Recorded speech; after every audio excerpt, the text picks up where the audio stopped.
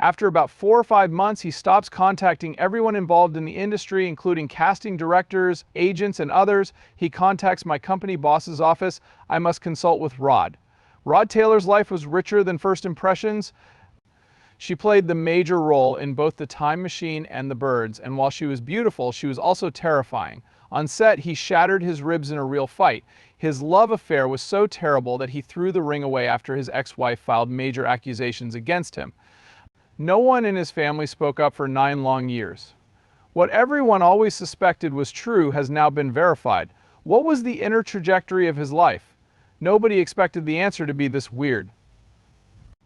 On January 11, 1930, he entered this world in Lidcombe, Australia. One of Sydney's districts is Lidcombe. Mona Thompson and William Sturt Taylor were his parents. Created an environment rich with imagination and originality. William enjoyed commercial art and worked as a steel building builder. In contrast, Mona penned over 100 books for kids. Rod's upbringing in this artistic environment greatly influenced his artistic abilities. He got a job designing window displays at the world-famous Mark Foy's in Sydney when he was a youngster because his artistic abilities stood out.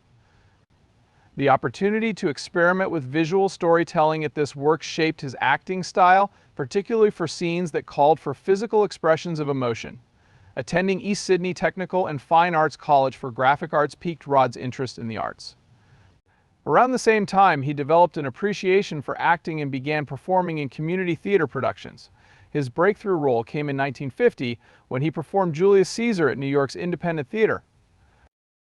He co-starred with John Alden Coe in 1951's The Vigil.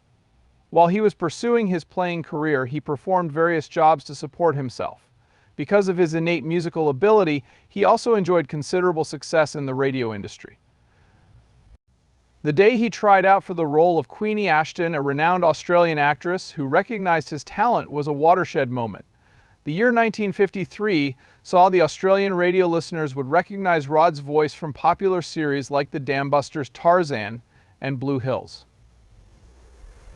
However, his life took a dramatic turn when he witnessed Sir Laurence Olivier's riveting performance in Richard III. The impact of Olivier's portrayal prompted Rod to abandon his studies in graphic arts in favor of acting. In his dogged pursuit of his passion, he enrolled at Sydney's Independent Theatre School. After only a short audition, the Mercury Theatre cast him in George Bernard Shaw's Miss Alliance, marking his professional stage debut. He launched his acting career in this role. In 1954, Rod took a courageous step toward realizing his aspirations by relocating to Hollywood. His sole possessions were his aspirations and a tourist visa. Life in the United States was challenging. Things didn't go well when he initially met director Hal Wallace. Wallace mocked him, referring to him as the bum with the broken nose. As a result of being rejected, Taylor was forced to reside in a cramped 8 by 10-foot room on Malibu Beach. The space was spare and unadorned. In the bathroom, there was just a bowl and jug, and in the closet, there was just a sheet. Taylor made a living by fishing off the coast. He wanted to make it big in Hollywood despite leading a tough and cunning life. His 6-week work permit had expired, which led to complications with his visa, making his situation difficult. Outside of performing, he had an extremely hard time finding work since he had to persuade immigration officials that he could do everything.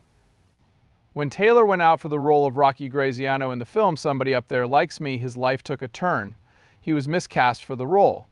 Paul Newman was the intended recipient, but MGM head Dor Sherry picked up on his distinctive Brooklyn accent. This led to Taylor landing a job that offered $450 per week. The studio didn't discover he was Australian until filming had already begun on The Catered Affair, his debut role with MGM, because he portrayed a Bronx character so convincingly. The studio MGM suggested he adopt a new name to avoid confusion with other performers Robert and Elizabeth Taylor. To maintain his identity, Rod courageously responded, "Okay, I'll be Rod Sherry," writing 1960s science fiction masterpiece The Time Machine catapulted him to stardom. Famous actors like David Niven and James Mason were first considered better choices for the role. Curiously, Taylor first declined. To be honest, I assumed it was another sci-fi flick. Despite its low budget of $600,000, the film became a smashing success and took home the Oscar for Best Visual Effects. how Taylor portrayed H. George Wells, the time traveler scientist, catapulted him to Hollywood stardom. The movie's iconic time machine prop and the use of time-lapse cinematography catapulted it to global fame. Although their initial encounter was less than ideal, Alfred Hitchcock and Taylor collaborated on 1961's The Birds. Calling Hitchcock Alfred was a mistake on Taylor's part and enraged the filmmaker.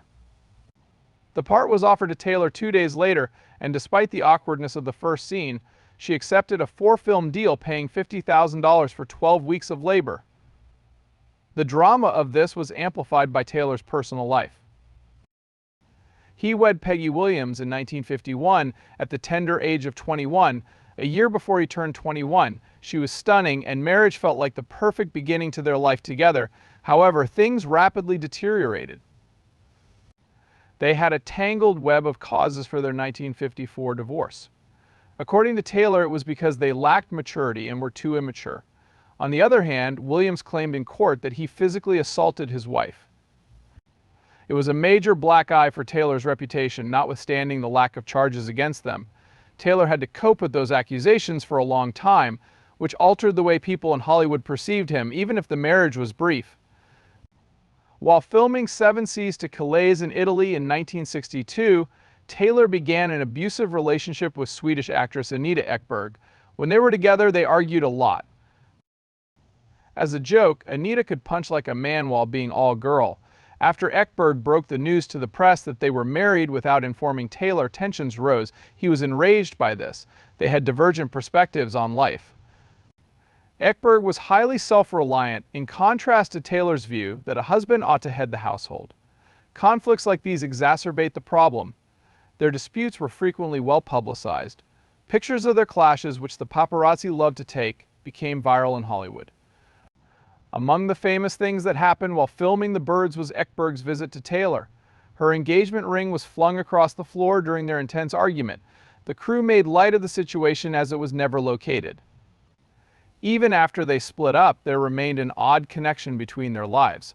A couple of days separated Taylor's and Ekberg's deaths in January 2015. At this point, Ekberg passed away. She lived alone in Rome and was destitute. On Taylor's 85th birthday, she passed away. Mary Hylam, a model, was his second wife, and they were married again in 1963. Many notable people attended the wedding, including John Wayne, Jane Fonda, and Vincente Minnelli. At the occasion, as if John Wayne had known the marriage was a disaster from the beginning, onlookers witnessed him shaking his head. Afterwards, Taylor mentioned that Wayne's reply prompted him to consider a cautionary tale. Problems started right away. John Wayne was barely visible to Hylam throughout their wedding reception. That she had to ask Taylor, "Who is that tall man?" demonstrated her disconnection from Taylor's Hollywood world. Things rapidly became worse in their marriage when 1964 came to a close. Separation and divorce were already on the table. The couple welcomed a daughter, Felicia, in August 1964. Nothing worked no matter what they did. Taylor was ordered to pay her $60,000 per annum in alimony after their 1969 divorce. A difficult period in his personal life came to a tragic close. When Darker Than Amber was being shot in 1970, Rod Taylor had his most dramatic on-screen fight. Initially, everything was going according to plan with the scene involving him and William Smith. The actors continued to fight as the cameras were rolling, with Taylor accidentally hitting Smith with a real punch. Things became heated. As a result of the accident, Smith fractured 3 ribs and Taylor injured his nose. During its heyday, the conflict was so strong that director Steven Soderbergh claimed it jawed everyone. Due to the film's downgrade from AR to a PG or general public rating, certain scenes had to be removed. Taylor insisted the cameras remain filming to demonstrate the true intensity of the altercation, despite the fact that individuals were injured. The raw version of this clip inspired Soderbergh to use it in his 2011 film Haywire for the combat scenes. Back in 1973, filming the deadly trackers was actually a challenging experience for Taylor and his co-star Richard Harris. They have a history of fighting due to their incompatibility. William Smith, who had fought alongside Taylor in Darker Than Amber, was hired by the production team to mediate when things escalated out of hand. The situation was exacerbated because Taylor and Harris were both heavy drinkers. While filming throughout the week, they adhered to a dry guideline. Although he altered certain story points and consumed tequila on weekends. Despite their disagreements, they collaborated to strengthen the plot by including more terrifying moments involving the antagonist. According to Taylor, the initial manuscript was flawed and required revision. In and out of the spotlight, he was renowned as one of Hollywood's most formidable characters. He often pulled off daring actions on his own. Because no one else could pull off the act, he injured his shoulder doing a horse fall at full gallop during the Deadly Trackers. After a while, Taylor grew bored with portraying love interests and began to like darker, more violent parts, such as in Darker Than Amber and the Deadly Trackers. In the early 1970s, Taylor's erratic behavior and excessive drinking drew comparisons to another infamous Australian actor, Errol Flynn.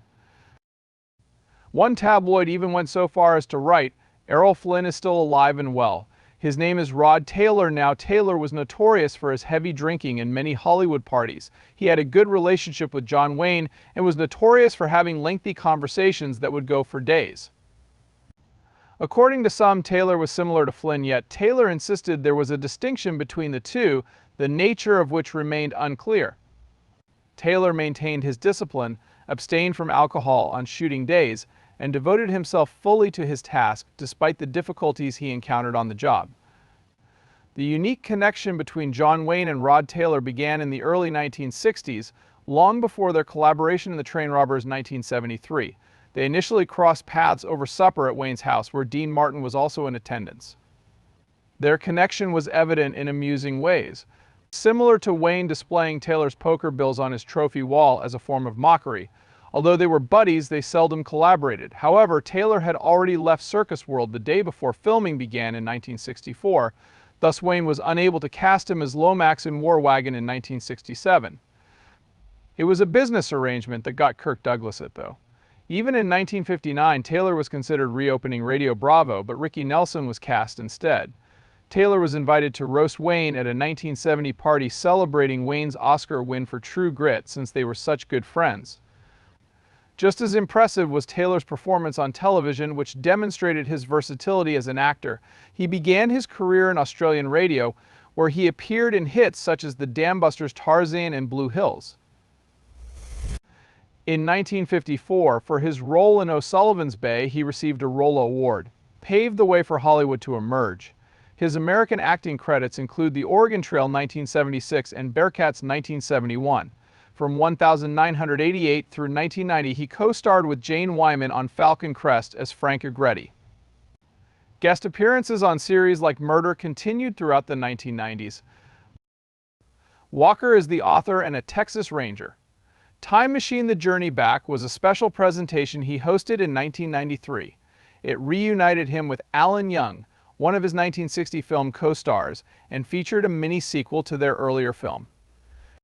Rod Taylor's final film role was as Winston Churchill in Inglourious Basterds 2009, directed by Quentin Tarantino. Tarantino persisted in attempting to get Taylor to return to acting after he had already resigned and suggested that Albert Finney take his place. Despite having a production budget of $70 million, the film grossed $321.5 million worldwide. 8 Oscars, including Best Picture and Best Director, were up for grabs. The film's heroic tale of assassinating Nazi officials was given further weight by casting Taylor as Churchill. An excellent capstone to a career that started with Australian radio dramas and ended with a highly discussed film of the decade. Carol Kikamura was a co-worker of Rod Taylor's on his 1960 TV show Hong Kong. They began dating after meeting by coincidence while she was working as an extra on the set. But that was brief. Since Carol relocated to Las Vegas, they have avoided communicating with one another. For a decade, they maintained zero communication. The following year, in 1971, Carol decided to initiate contact. Their reconciliation was sealed the moment Rod received the message she had left for him at CBS. They gradually reconciled after going on another date. There was no hurry. They tied the knot on October 15th after being an item for 9 years. 1980. Rod was their spouse till his passing in 2015. He was in his most stable and longest relationship at the time. Rod and Carol's 43-year relationship is unprecedented in Hollywood. Although Rod had a history of marriage, this particular relationship was unique. After Peggy Williams accused him of hitting her, he divorced her in the early 1950s, ending his first marriage, the man's second union. Also failed to endure with Mary Hylam. Their divorce was finalized in 1969. On the other hand, Carol was an exception. She was an anchor for him in his final years on screen, including his role in Quentin Tarantino's Inglourious Basterds. Tarantino persuaded Rod to perform the role after he initially declined. Up until the very end, Carol was by his side through thick and thin. When the 1970s began, Rod had a significant impact on Australia's cultural history. Opera Australia, formerly known as Save the Australian Opera, received $250,000 from him. Such a sum was enormous back then, more than $1 million is its current value. Rod received this present during a pivotal period in his life. He shifted his attention from leading roles to supporting ones, focusing more on the characters. Simultaneously, his connection with Carol became much stronger. By undertaking this generous act, he demonstrated his love for his nation and his commitment to the arts. Rod and Carol resided in Rod's Beverly Hills home for the previous several years. He kept to himself after being laid off. Near the year's end in 2014, Rod Taylor was injured in a fall at his Beverly Hills residence.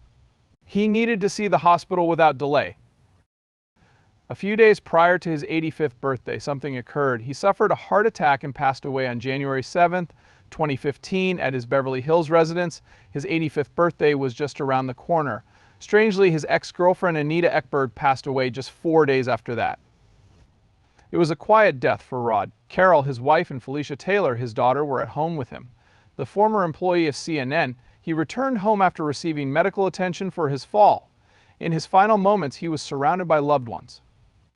Many people reflected about him after his passing. His co-star in The Birds, Tippi Hedren, referred to him as one of the big names in Australian and American movies. He was an actor for almost 60 years and appeared in over 50 films.